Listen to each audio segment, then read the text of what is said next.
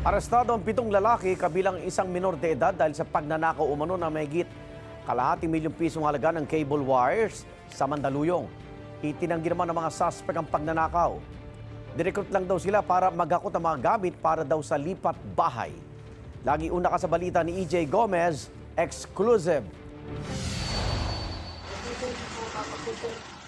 Nakaparada ang dalawang closed van sa Arayat Street, Barangay Malamig sa Mandaluyong City. Makikita sa gilid ng mga ito ang ilang metrong haba ng cable wires na tinangkang nakawin umano ng 7 lalaki madaling araw noong Miyerkules, bisperas ng bagong taon. Ayon sa pulisya, cable wires ng isang telecommunications company ang ninakaw ng mga sospek. Una raw napansin ng mga security guard ng kumpanya ang krimen. Nang lapitan nila, nakita nila na nagpuputol nga ng cable wire doon sa loob ng manhole. Yung iba naman ay may hinihilang mga cable wires na rin po.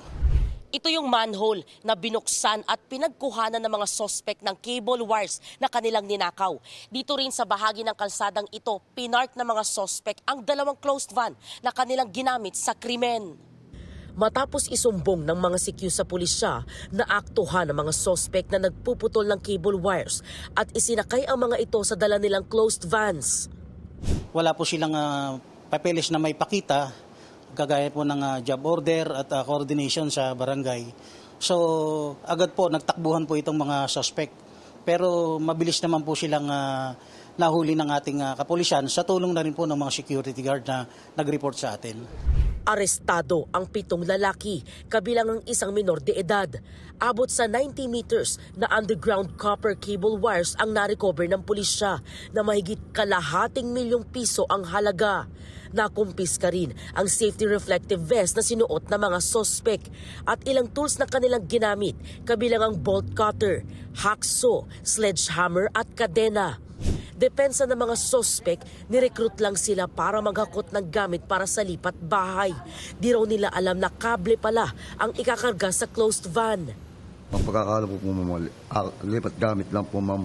Sabi sa akin, Mer, baka gusto mo sumama, lipat bahay lang. Nakasarado po yung closed van, nakasarado po kami. Nakakulong po kami sa loob eh. Bibigyan daw po kami ng 1K. Wala naman po kaming alam dun na lakaw po gagawin namin. Paglabas po namin, pala po akutin po namin kable, hindi po namin po nalapitan yun. Tsaka sa amin lang po napagbintangan. Hindi lang po namin nahawakan yun, napagbintangan lang po talaga kami. Hindi po namin alam na nakaw po yun eh. Pagdating po namin sa area, nakalabas na po yung cable. Doon na po kami nuli.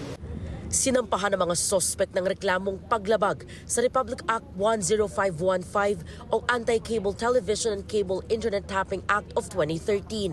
Ang driver ng isa sa mga closed van nakapagpiyansa na. Ang menor de edad naman na i-turn over na sa Bahay Pag-asa.